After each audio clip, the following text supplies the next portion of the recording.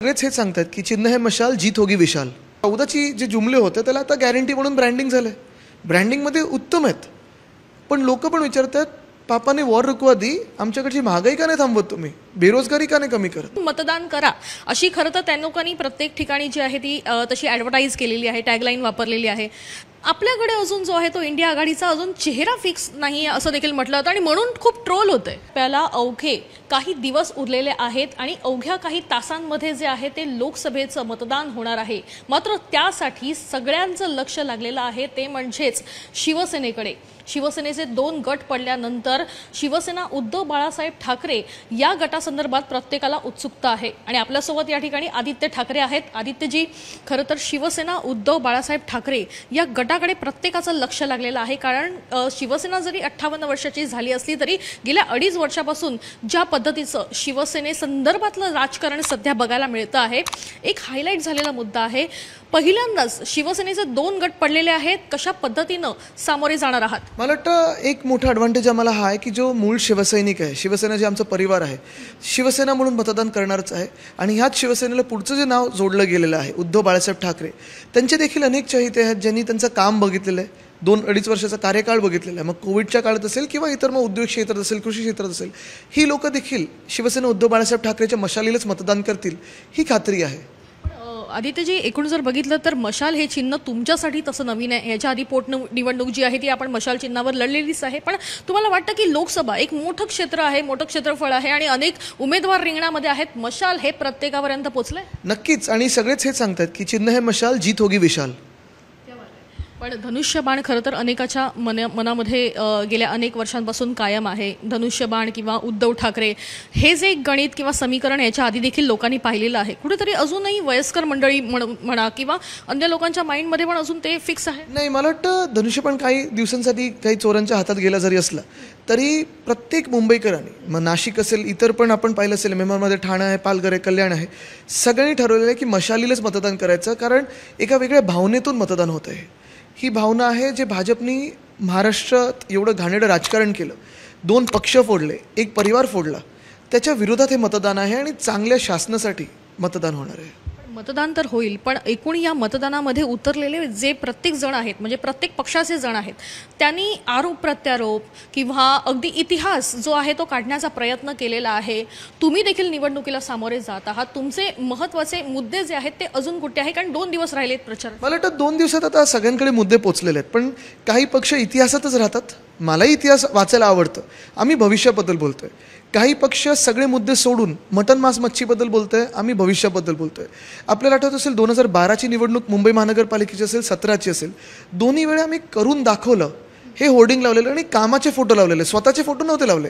आज भाजपाचे फोटो बघा, स्वतःच्या नेत्यांचे फोटो आहेत, खोटे ॲक्टर्स लाभार्थी म्हणून दाखवलेत आणि कुठचे तरी वचनं आहेत, पण सगळे हे मोडून दिलेले वचनं आहेत. 14ची जे जुमले होते त्याला आता गॅरंटी म्हणून ब्रँडिंग झालं. ब्रँडिंगमध्ये उत्तम आहेत, पण लोक पण विचारतात पापाने वॉर रुकवा दी, आमच्याकडची महागाई का नाही थांबवत तुम्ही, बेरोजगारी का नाही कमी करत.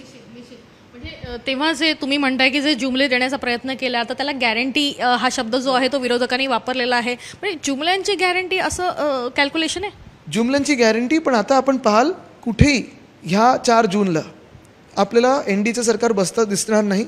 इंडिया आघाडीचं सरकार तिथे दिल्लीत येणार. पण आदित्यजी, तुम्ही एक उल्लेख केलेला आहे की प्रत्येक ठिकाणी त्यांच्या पोस्टरवर जे आहे ते त्यांचे नेतेच दिसून येतात, कारण त्यांच्याकडे एक मोदी हा एक चेहरा आहे आणि मोदी यांना पाहून मतदान करा अशी खरं तर त्या लोकांनी प्रत्येक ठिकाणी जी आहे ती तशी ॲडव्हर्टाईज केलेली आहे, टॅगलाईन वापरलेली आहे. आपल्याकडे अजून जो आहे तो इंडिया आघाडीचा अजून चेहरा फिक्स नाही असं देखील म्हटलं होतं आणि म्हणून खूप ट्रोल होतंय. आमचा चेहरा हा देशाचा नागरिक आहे. आपण पाहाल की भाजपचं असं एक मानणं आहे किंवा आत्तापर्यंत ते विश्वास ठेवत आले की एकच व्यक्ती देशात नोटबंदी करू शकते, एकच व्यक्ती GST चुकीच्या पद्धतीने लागू करू शकते, एकच व्यक्ती व्यापाऱ्यांना हैराण करू शकते, एकच व्यक्ती चीनला घाबरू शकते. आमचं म्हणणं हेच आहे की देशात 100 कोटी जनता आहे. भाजपला वाटतं की 100 कोटी जनता आम्ही मूर्ख आहोत आणि एकच व्यक्ती सगळं काही करू शकते. आम्ही हेच सांगतो, ह्याच जनतेतून कोणी प्रधानमंत्री बनू शकतं किंवा शकते. विश्वास आमचा या भारताच्या नागरिकांवर आहे. आणि आपण पाहत असाल की जो देशातला की जगातला सर्वात मोठा पक्ष म्हणून स्वतःला मानतो, त्यांना 2 पक्ष फोडायला लागले, एक परिवार फोडायला लागलं, एक पवार घ्यायला लागले, एक ठाकरे घ्यायला लागले. आम्हाला येऊन नकली संतान बोलतायत, भटकती आत्मा बोलतायत, तरीही महाराष्ट्र जिंकू शकत नाही, तरी देश जिंकू शकत नाहीत. पण ते इतकं तुमच्यावर जे आहे ते ट्रोलिंग करताना बघायला तर मिळतंय. पण या व्यतिरिक्त जे आहेत ते ठोस कुठले मुद्दे जे आहेत ते निवडणुकीमध्ये दिसून येत नाहीये. तुम्हाला असं नाही वाटत की याच्या आधी देखील निवडणूक तुम्ही लढली होती, गेल्या 12 ते 13 वर्षापासून तुम्ही सक्रिय राजकारणामध्ये आहात आणि याच्या आधीच्या निवडणुका होत्या त्या कुठल्या तरी मुद्द्याला घेऊन होत्या, पण या निवडणुकीमध्ये असे ठोस मुद्दे नाही दिसत? नक्कीच आहे. पहिली गोष्ट म्हणजे प्रधानमंत्री महोदय स्वतः, भाजपचे नेते आणि पूर्ण भाजप ही इंडिया आघाडीच्या वचननाम्याबद्दल बोलते, स्वतःच्याबद्दल बोलतच नाही आहे. दुसरी गोष्ट म्हणजे आपण पाहाल, आमचा मुद्दा हाच आहे की भाजपकडूनच संविधानाला धोका आहे आणि हा फार मोठा आहे. म्हणजे अनेकदा मला विचारतात लोक, अरे आदित्य तुला खरं वाटतं का की भाजपला एवढा मोठं संविधान बदलायचं आहे? खरोखर हा मुद्दा होऊ शकतो का? संविधान जर टिकलं तर आपल्या सगळ्यांचा आवाज टिकेल आणि आपण असे बसून प्रश्नोत्तरं करू शकू. भाजपला ते नको आहे. दुसरी गोष्ट म्हणजे संविधान नाही तर लोकशाही नाही. आपण पाहाल याची सुरुवात महाराष्ट्रातून झालेली आहे. गेल्या 2.5 वर्षामध्ये 40 जे गद्दार होते त्यांनी खरं तर राजीनामा देऊन निवडणुकीला सामोरं जायला पाहिजे होतं, पण ट्रायब्युनल बसवलं आणि त्या ट्रायब्युनलनी लबाडीने एक निर्णय दिला. तसंच जर पाहिलं तर पुणे आणि चंद्रपूर दोन्ही पोटनिवडणुका 1.5 वर्षापूर्वी व्हायला पाहिजे होत्या. दोन्ही मतदारसंघाचे दिल्लीत आवाज नव्हते. 30 की 40 शहरांच्या आपल्या राज्यामध्ये महानगरपालिकेच्या निवडणुका नाही झाल्यात. मुंबई युनिव्हर्सिटीची सेनेटची निवडणूक नाही झाली आहे. हाऊसिंग सोसायटीची निवडणुकांना हे घाबरतात. ही निवडणुकीची जी भीती आहे त्याच पोटी यांना संविधान बदलायचं आहे आणि अंतर्गत भाजपातली निवडणूक म्हणजे देशाची निवडणूक हे त्यांना आणायचं आहे.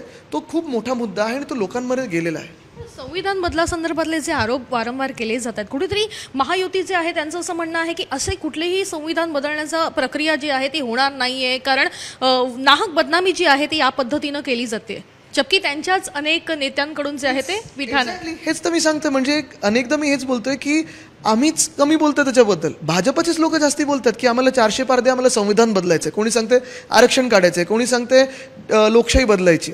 मुद्दा असा आहे की भाजपला ही लोकशाही संपवून टाकायची आणि संविधान बदलायचं आहे. आम्हीच नाही तर भाजपचे उमेदवार बोलतात. पंकजाताई देखील बोलल्यात सभेत.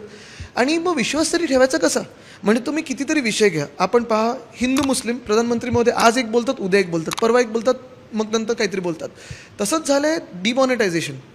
भाजपने न सांगता केलेलं. लडाखला सांगितलेलं आम्ही तुम्हाला फुल स्टेटहुड देऊ, दिल्लीला सांगितलेलं फुल स्टेटहुड देऊ. कुठे काय स्टेटहुड दिलं आहे? तर विश्वास ठेवायचा कसा यांच्यावर? पण एकूण जर बघितलं तर ह्याच्या आता जी सभा होणार आहे या सभेमध्ये जे आहेत ते अनेक महत्त्वाचे नेते जे आहेत ते आपल्या मंचावर दिसून येतील, किंवा केजरीवाल यांचं जे महत्त्वाचं विधान आहे त्यांचं असं म्हणणं आहे की जर मोदी सत्तेवर आले तर उद्धव ठाकरे यांना देखील धोका होऊ शकतो, असं भविष्य त्यांनी व्यक्त केलेलं आहे. याच्याबद्दल तुम्हाला काय वाटतं? मला वाटतं एक आपण पाहिलं असेल, हा गेल्या 10 वर्षातला काळ जो होता, ED CBI यांची ताकद वाढत गेली. काल नशिबाने सुप्रीम कोर्टाने त्याची दखल घेतलेली आहे. पण आत्तापर्यंत ज्या राजकीय नेत्यांना घाबरवायचे, जॉईनर जेल पॉलिसीमध्ये आत घ्यायचे किंवा तुरुंगात टाकायचे, पत्रकारांना देखील तो धोका होता. आणि मग आपण पाहाल या पुढच्या 5 वर्षात जर चुकून भाजपचं सरकार डोक्यावर बसू देणार नाही तर प्रत्येकाच्या घरात बिग बॉस सारखे कॅमेरे लागतील. कारण आपण पहा, जी वृत्ती आहे ती त्यांच्या भाषणातून कळते, त्यांच्या बोलण्यातून कळते. तुम्ही मटन मांस मच्छी खाता का? आम्ही खाऊ किंवा नाही खाऊ, तुम्ही कोण आम्हाला सांगणार काय खायचं काही नाही खायचं? तुम्ही ह्या रंगाचे कपडे घालता की त्या रंगाचे कपडे घालता, याच्यावरनं धर्म ठरू शकतो का? कपडे हे कपडे असतात, रंग हे रंग असतात. जे शेतकरी मुंबईकडे निघाले होते त्यांना कोणी अर्बन नक्षल बोलतं, कोणी खलिस्तानी बोलतं, कोणी माओवादी बोलतं. शेतकऱ्यांना नावं ठेवणारे तुम्ही कोण आहात? मुद्दा असा आहे की ह्यांना विचारसरणी ह्या देशाची बदलायची आहे आणि ते धोकादायक आहे.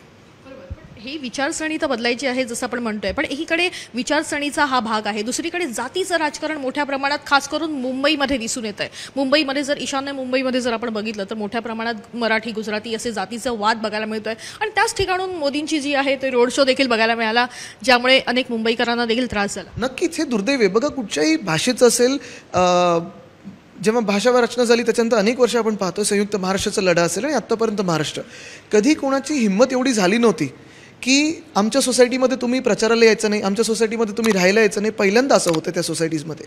दुसरं दुर्दैव असं आहे की प्रधानमंत्री स्वतः एका विशिष्ट भाषेसाठी इथे प्रचाराला येतात आणि तिथेच बाजूला अनेक भाषेची लोकं, अनेक प्रांतातली लोकं, आपले मुंबईकर होर्डिंगसाठी चिरडले गेले होते, तिथे गेले नाहीत, पण त्या भाषेसाठी रोड शो केला, नाच गाणी झाली, भाजपने धिंगाणा घातला, सेलिब्रेशन केलं. मुंबईकरांचे हाल झाले, मेट्रोचे हाल झाले, रेल्वेचे हाल झाले, ट्रॅफिक बंद होता, ऑफिस गोअर्सचे हाल झाले. पण ते सगळं न बघता त्या भाषेचे प्रचार आणि मग त्याच भाषेसाठी इथून सगळे जे उद्योग तिथे चाललेत. या प्रचाराचा फायदा होईल वाटतं तुम्हाला? मला वाटतं आम्ही याच्यावर प्रचार नाही करते, उलट आम्ही तर सांगते आमच्या 2.5 वर्षाच्या काळात कोणाची हिंमत नव्हती झाली की आमची भाषा की तुमची भाषा. पण आपण बघा, मराठी द्वेष एवढा आहे, महाराष्ट्र द्वेष एवढा आहे, आता ते उघडपणे व्हायला लागलेलं आहे. 10 वर्षात आपल्याला अभिजात भाषेचा दर्जा का नाही दिला? 10 वर्ष होती. प्रत्येक वेळी आम्ही प्रश्न विचारतो तेव्हा सांगतात नाही अजून आमच्याकडे अजून दाखले यायचे आहेत. सगळे दाखले आम्ही सरकारमध्ये असताना पाठवले होते केंद्र सरकारला. प्रचाराचाच मुद्दा आहे. खरं तर रॅपरच्या माध्यमातून जे आहे ते शिवसेना सध्या प्रचार मैदानात उतरली आणि रॅपरच्या माध्यमातून प्रश्न विचारला की काय चाललंय, तर काय चाललंय आदित्य? हेच आम्ही भाजपला विचारतोय आणि देशाला विचारतोय काय चाललंय. आणि 4 जूनला सगळेच सांगणार इंडिया आघाडीची हवा चालली आहे. क्या बात आहे. धन्यवाद आमच्याशी बातचीत केल्याबद्दल. तर एकूण जर बघितलं तर आदित्य ठाकरे यांनी अनेक महत्त्वाचे मुद्दे खरं तर या ठिकाणी सांगण्याचा प्रयत्न केलेला आहे. अगदी खास करून मोदी यांच्या संदर्भातले अनेक मुद्दे जे आहेत ते त्यांनी प्रखरपणे या ठिकाणी मांडलेले बघायला मिळतात आणि कशा पद्धतीनं खरं तर हे राजकारण चालू आहे, कशा पद्धतीनं प्रचार चालू आहे आणि कशा पद्धतीनं लोकांना त्रासाला सामोरं जावं लागतं या सगळ्याच विषयी त्यांनी भाष्य केलं आहे. राजकारणातील प्रत्येक अचूक बातमीचे सर्वात आधी अपडेट्स मिळवण्यासाठी सरकारनामाच्या सर्व सोशल मीडिया प्लॅटफॉर्मला लाईक, फॉलो आणि सबस्क्राईब करा. तसंच सर्व नोटिफिकेशनसाठी बेल आयकॉन प्रेस करायला विसरू नका.